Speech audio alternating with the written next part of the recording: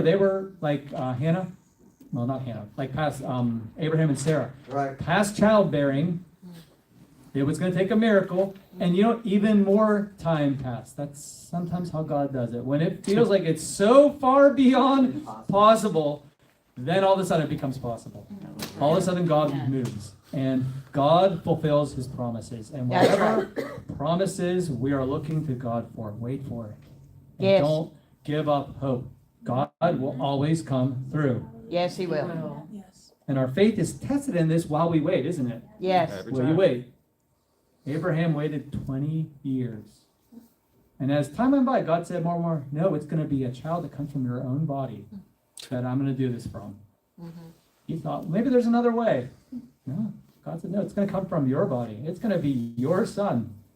Your wife, Sarah's the one that's going to have the son. Wow. And he waited. So we're going to be talking about the coming of the voice, the message of John the Baptist. Amen. Where are we? In the wrong chapter. John chapter 1. John chapter 1. John starts off with a bang. We're going to jump down to verse 6 through 8. There came a man sent from God whose name was John. Talking about John the Baptist. He came for a witness that he might bear witness of the light, that he might bear witness of the light. John came as a witness. Yes. As an evangelist. Amen. Testifying to the light. He pointed people to the light. God sent him. He was God's messenger.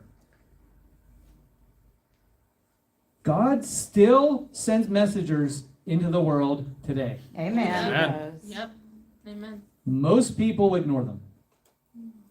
Even people who think they're looking for God, they ignore God's messengers, as happened in John's day.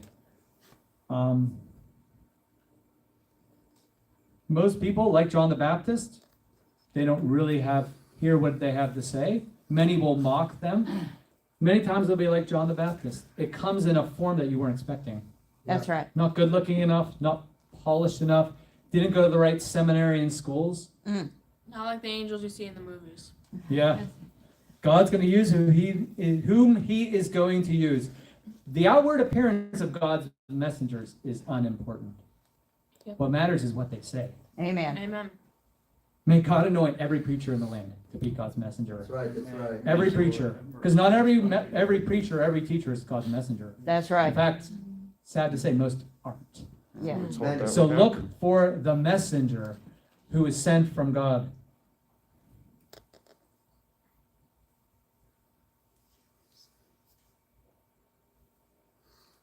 May God, may you pray that the witnesses and, like John, and the messengers in your life, that never gets extinguished, never gets put out.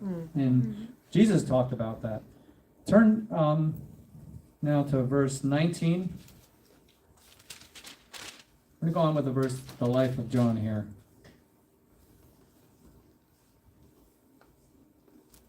And this is the witness of John when the Jews sent to him priests and Levites from Jerusalem to ask him, "Who are you?" And he confessed and did not deny. And he confessed and he did not deny. And he confessed, "I am not the Christ." And they asked him, "What are you? What then? Are you Elijah?" And he said, "I am not." "Are you the prophet?" And he answered, "No." They then said to him, "Who are you, so that we may give an answer to those who sent us? What do you say about yourself?" He said, "I am a voice of one crying in the wilderness, make straight the way of the Lord, as Isaiah the prophet said." Now they had been sent from the Pharisees. And they said to them, "Why then are you baptizing if you are not the Christ, nor Elijah, nor the prophet?" And John answered them, saying, "I baptize in water. But among you stands one whom you do not know.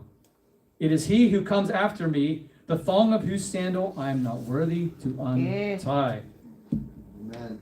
They asked him point blank, "Are you the Christ?" "No, I'm not." Okay, well, Malachi said Elijah's going to come. Are you Elijah? No. I like their questioning a little bit. So what are you? You're obviously something. I am a voice. I am the voice God sent. Amen. The one spoken of. Crying. Not a great man that he's claiming to be. He's saying, yeah, I'm a prophet sent from God. A voice. I'm not Pastor John. I'm not Apostle John. I'm simply the voice. Amen. He didn't remind people, someday people will call me John the Baptist, and they'll have sculptures of me in churches, and they'll have mosaics and pictures, and man, I'm getting an idea of that what's going to happen. He was a wild man living in the wilderness, and yet God used him. I am simply the voice. Turn back to Isaiah 40. Come on.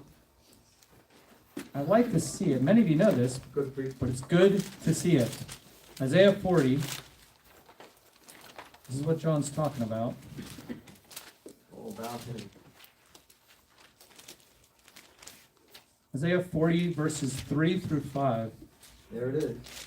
Only about 750 years prior. A voice is calling.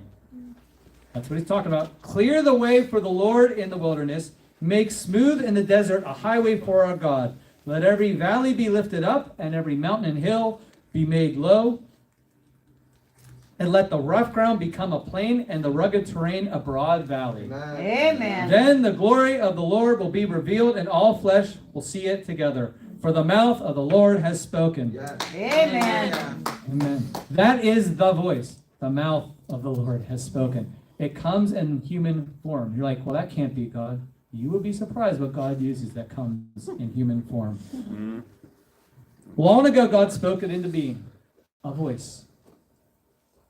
And even the Jews knew. Oh, Isaiah said a voice is coming. That wasn't, they had read Isaiah the prophet.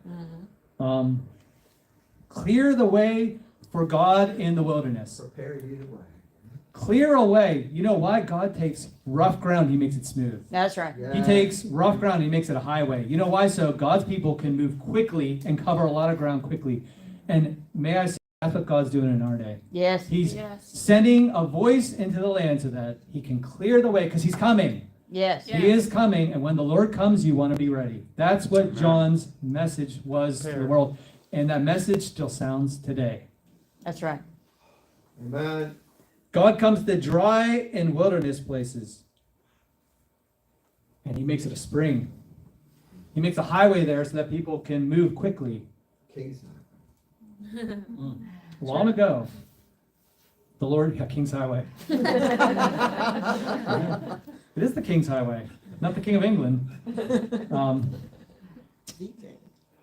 Long ago, the Lord spoke to me and said he would send me to the deserts and he would make rivers of water in the deserts. Wow.